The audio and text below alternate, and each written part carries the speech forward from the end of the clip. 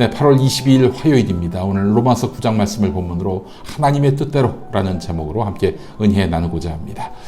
김상훈의 와칭이라는 책에서 골랐습니다. 우울증에 시달렸던 베토벤은 심지어 비가 억수같이 쏟아지는 날에도 우산이나 모자도 쓰지 않은 채 성곽의 큰 공원을 산책했다. 산책하지 않으면 새로운 아이디어가 떠오르지 않았기 때문이다. 루소와 에머슨, 키에르케고르가 산책할 때 반드시 작은 노트를 챙겼다. 걷다가 생각이 나면 기록하기 위해서다. 네, 작은 운동 같지만 큰 사색의 시간이 바로 산책입니다. 산책 여러분 한번 즐겨보시죠. 로마서 9장 14절에서 29절 말씀 함께 읽도록 하겠습니다. 그러면 우리가 무엇이라고 말을 해야 하겠습니까? 하나님이 불공평하신 분이라는 말입니까? 그럴 수 없습니다. 하나님께서 모세에게 말씀하시기를 내가 긍휼히 여길 사람을 긍휼히 여기고 불쌍히 여길 사람을 불쌍히 여기겠다 하셨습니다. 그러므로 그것은 사람의 의지나 노력에 달려있는 것이 아니라 하나님의 자비에 달려 있습니다. 그래서 성경에 바로를 두고 말씀하시기를 내가 이 일을 하려고 너를 세웠다. 곧 너로 말미암아 내 능력을 나타내고 내 이름을 온 땅에 전파하게 하려는 것이다 하셨습니다. 그러므로 하나님께서는 긍휼히 여기시고자 하는 사람을 긍휼히 여기시고 완악하게 하시고자 하는 사람을 완악하게 하십니다. 그러면 그대는 내게 이렇게 말할 것입니다. 그렇다면 어찌하여 하나님께서는 사람을 책망하시는가? 누가 하나님의 뜻을 거역할 수 있다는 말인가? 오 사람아, 그대가 무엇이기에 하나님께 감히 말대답을 합니까? 만들어진 것이 만드신 분에게 어찌하여 나를 이렇게 만들었습니까? 하고 말할 수 있습니까?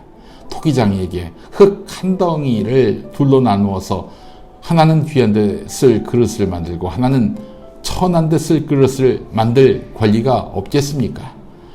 하나님께서 하신 일도 마찬가지입니다. 하나님께서 진노하심을 보이시고 권능을 알리시기를 원하시면서도 멸망받게 되어 있는 진노의 대상들에 대하여 꾸준히 참으시면서 너그럽게 대해 주시고 영광을 받도록 예비하신 자비의 대상들에 대하여 자기의 풍성하신 영광을 알리시고자 하셨더라도 어떻다는 말입니까? 하나님께서는 우리를 부르시되 유대 사람 가운데서만이 아니라 이방 사람 가운데서도 부르셨습니다. 그것은 하나님이 호세아의 글 속에서 하신 말씀과 같습니다. 나는 내 백성이 아닌 사람을 내 백성이라고 하겠다.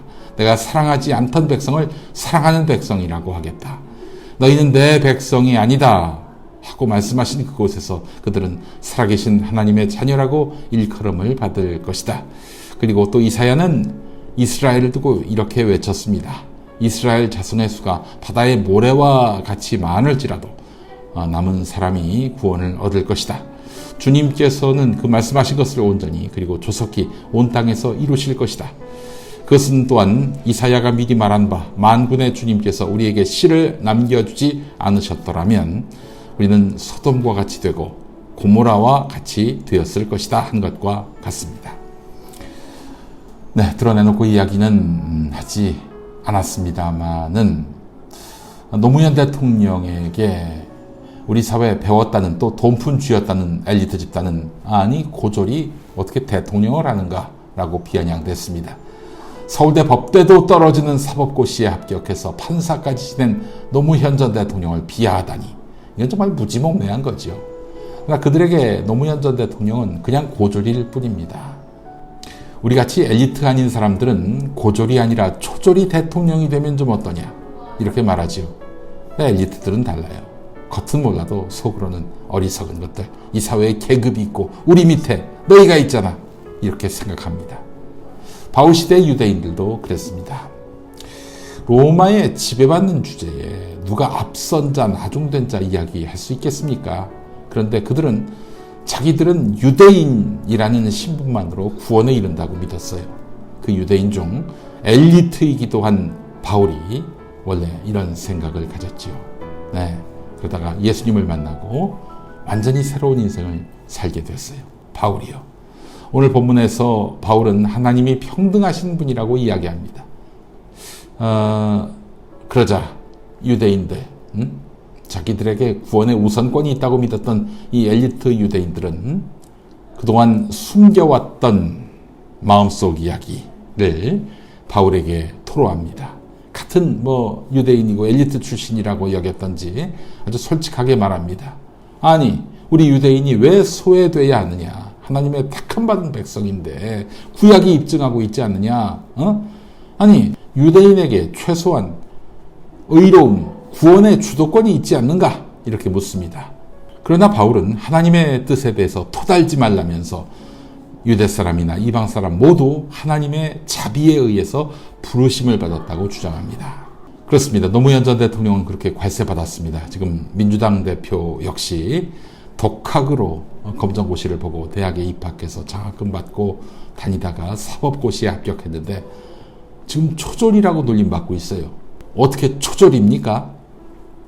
하나님의 기본값은 모든 피조물은 동등하다, 이것입니다. 그런 의미에서 차별을 두고 계급을 두려하는 순간 하나님의 뜻과 멀어집니다. 모든 사람이 동등한 하나님의 창조물임을 믿고 서로를 존귀하게 여기는 하늘 백성이 됩시다. 이것이 바로 유대교와 기독교의 다른 점이고 기독교의 출발점인 것입니다. 함께 기도하시죠. 하나님, 우리가 주님의 뜻을 따라 살게 하옵소서. 예수 그리스도의 이름으로 기도합니다. 아멘. 자, 오늘 산뜻한 기분 업 찬양 집회에서 나왔던 항상 진실케, 이 노래 함께 하겠습니다. 오래된 복음성가인데요. 뜻이 아주 깊습니다. 성경 말씀에서 따온 항상 진실케 함께 하시죠. 한국기독교장로회 총회교육국에서 만드는 말씀과 삶, 여러분 많은 구독과 구매 바랍니다. 저는 내일 다시 오겠습니다.